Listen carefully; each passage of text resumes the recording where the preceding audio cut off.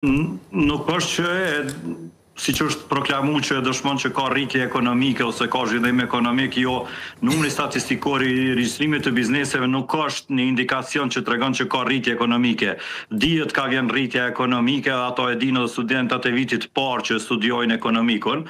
Këto në qose shofëm numrat me plus minus 60-70 ndër vite ato parin asilët, bilin qose e krasoj me vitin 2024, kanë qenë 12.000 sa bizneset të regjistruara të reja, ndërsa këtë vit i kemi 11.000, kemi ramje.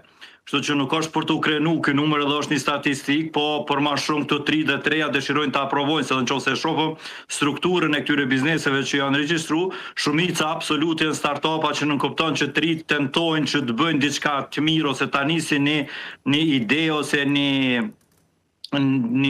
pasion që e kanë në formën e start-upit, dhe shumica e bizneseve as sa kanë pas mundësinë me po në Ministrinë të Tregtisë dhe Industrisë janë start-upa që shkojnë deri 9 punëtor, prej 0 deri 9 punëtor.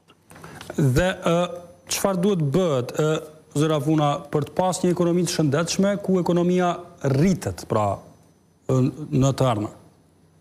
Duhet të ashtojnë prodhimin.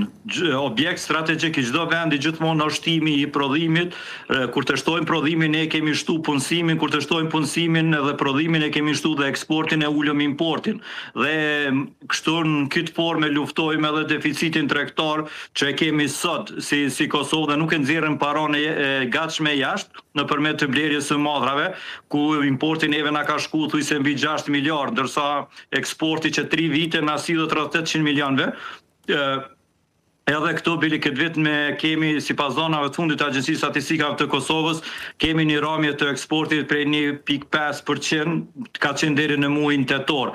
Kështu që ne duhet të përqendrohemi në reforma të brendshme dhe të jashtme. Në reforma të jashtme duhet me urgjencë që të punojmë në ndryshimin e imazhit të Kosovës, për thith investitor të huaj, investime që janë kualitative që hapin 100 e më shumë vende punës që prodhojnë në Kosovë, ndërsa ato prodhime që i prodhojnë në Kosovë i shesin në vendet të rajonit, në tregun e Bashkimit Evropian, po edhe më gjerë.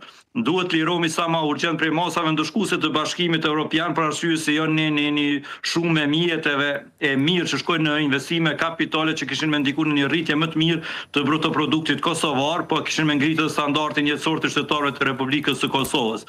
Duhet dialogën strategjik me urgjencë ta kthejmë Shtetet e Bashkuara me Amerikën, për shkak që do të kena mundësi që të thithëm investime për Shteteve të Bashkuara të Amerikës.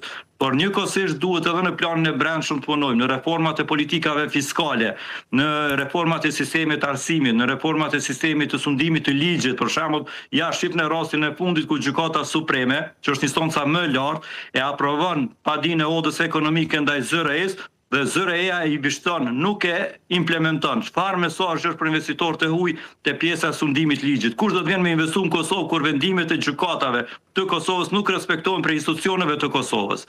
Për këtë arsye na nevojitet edhe një diplomaci shumë e fortë ekonomike ta quajmë, po që ndryshon imazhin e Kosovës dhe që i motivon investitorët e huaj për të ardhur, sidomos qeveria duhet me ndryshu strategjinë e thithjes e investitorëve strategjik.